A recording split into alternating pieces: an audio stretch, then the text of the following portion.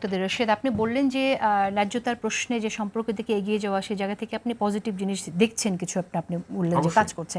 কিন্তু আমরা সীমান্ত হত্যার কথা যদি উল্লেখ করি, আমাদের এখানে পুশিং যদি আমরা উল্লেখ করি, ইভেন ফয়সালের কথা, ফয়সালের উদাহরণ আপনি রেখেছেন, ফয়সাল মাহমুদ যে কাজ করছে, ফয়সাল মাহমুদ কিন্তু এখানেই বলেছে যে তিনি অনেকের সাথে কথা বলেন, সবাই শুনে, কিন্তু কোনো উদ্যোগ কিন্তু সেটা দেখা যায় না। সুতরাং এটা বোধহয় আমাদের আরেকটু ভাবা দরকার যে এটা বাইলেটারাল হচ্ছে কিনা। আলফাজ আনামের কাছে একটু শুনি যে আসলেই কি সম্পর্কটা ভালোর দিকে যাবে কিনা, ন্যায্যতার প্রশ্নের দিকে আমরা যেতে পারবো কিনা। দেখেন, এই যে ভারত বিরোধিতার রাজনীতি, এটা তো আওয়ামী লীগের বয়ান আর কি, এই নয় যে বাংলাদেশে ভারত বিরোধী। যে আপনার এম এ মোমেন বলতো দিল্লি আছে আমরা আছি, ভারত বিরোধী রাজনীতি কে রাজনীতি করতেছে, বিএনপি ভারত বিরোধী রাজনীতি করছে। ভারত বিরোধী রাজনীতি না। আমার কি বর্ডার কিলিং হচ্ছে না, পুশিং হচ্ছে না, ওয়াটার শেয়ারিং এ প্রবলেম আছে না, আমি এই প্রবলেমের কথা বললেই ভারত বিরোধী রাজনীতি হবে? মানে ভারত বিরোধী রাজনীতিটা কোথায়? আমি তো ভারত বিরোধী কোনো রাজনীতিই দেখছি না। কে ভারত বিরোধী রাজনীতি করতেছে? আপনি আপনার মোদি সফরের সময় বাংলাদেশের মানুষ প্রোটেস্ট করছে, আপনি মেরে ফেলছেন। আমি প্রোটেস্ট করব না? আমার একটা প্রোটেস্ট করার অধিকার থাকবে না? অবশ্যই। আপনি এটাকে দেখাচ্ছেন একটা ভারত বিরোধী রাজনীতি বলে কিছু নাই।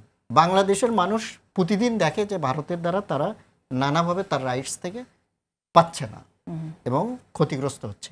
এইটাই তো ভারতের বিরুদ্ধে তার বন্ধুসুলভ মনোভাবকে পোষণ করবে কিভাবে? ভারত বিরোধী রাজনীতি বলে যেমন কিছু নাই। এটা নট অনলি বাংলাদেশ, আপনি নেপালে যান, নেপালও তো সেম।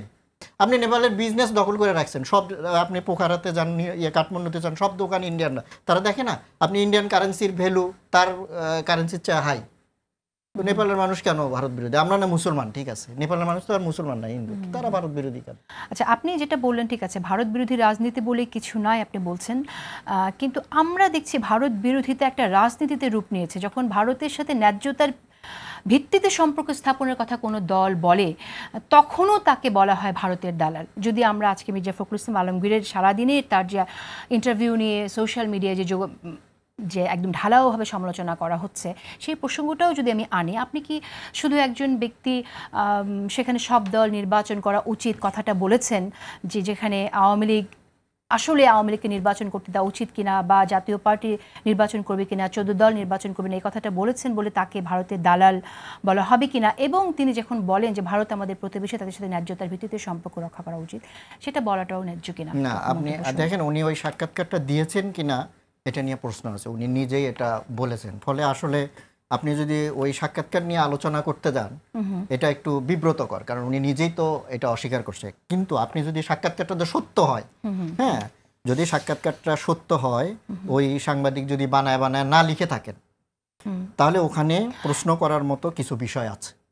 আপনি সাক্ষাৎকারটি ভুলভাবে উপস্থাপিত হয়েছে, যা বিভ্রান্তিকর, এটি একটা বিবৃতি দিয়েছে। এখন এটা যদি আপনার এটা নিয়ে তাহলে আলোচনা করা যাবে না, কারণ উনি নিজে বলছে যে ভুলভাবে উপস্থাপন করছেন। হ্যাঁ, আমরা যদি ধরেও নেই, যদি এইটুকু যদি আমরা তর্কের খাতিরেও যদি আমরা ধরে নেই, তর্কের খাতিরে যদি, তাহলে তো আপনি বাংলাদেশের আভ্যন্তরীণ রাজনীতিতে ভারতকে আপনি ডেকে আনছেন কেন?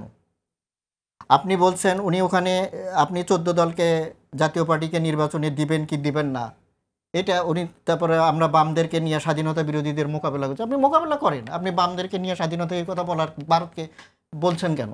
কি জন্য? এটার দরকারটাই কি? তারপরে আমি মনে করি যে এটা যেহেতু উনি বলছেন, এখন কোন অংশ উনি বলেন নাই, কোন অংশ বলছেন, এইটা ক্লারিফাই না করা পর্যন্ত আমার মনে হয় এটা নিয়ে ডিবেট আমরা না করাই ভালো।